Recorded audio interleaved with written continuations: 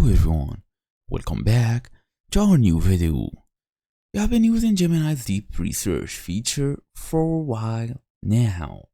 The one that dives deep into a topic and generates a full multi-page report and suddenly just gone, or you click the button and nothing happens. As you see here, we have flashlights, fastest new answers, 3.1 Pro, technical level, extended, whatsoever. So here's the thing that trips most people up. Deep research is not a separate button anymore, according to community experts.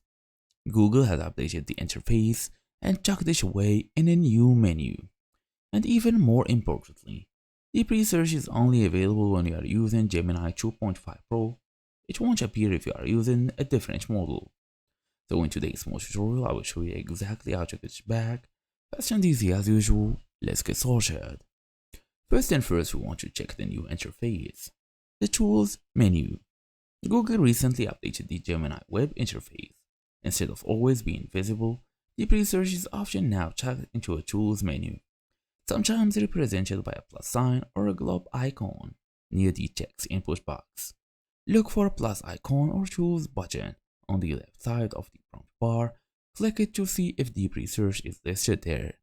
This is the most common reason people can't find it, so go ahead and select the correct model. For example, Gemini 2.5 Pro. Deep research requires, as you know, a good AI model.